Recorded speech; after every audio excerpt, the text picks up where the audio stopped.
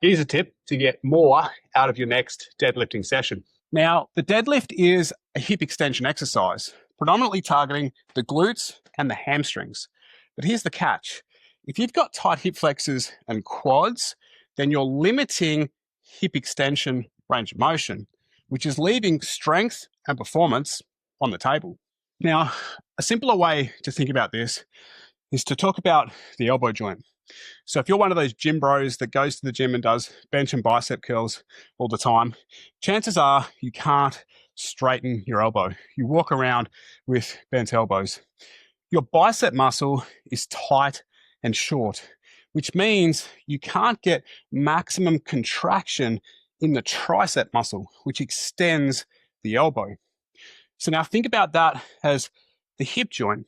The bicep is the quads and the hip flexors, and the tricep is the glute.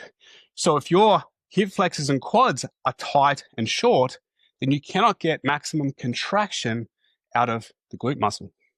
So what's the fix?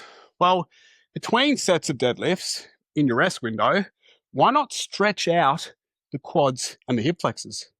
One possible way to do this is to use the quad stretch on the incline bench, where we focus on extending the hip and lengthening the front of the hip to feel a deep stretch through those quads and hip flexors, holding this for roughly 30 to 45 seconds on each side. So next time you're doing a deadlift session, try stretching out your quads and hip flexors during the rest period between the sets of your deadlift, so you can get the best bang for your buck out of your deadlifts.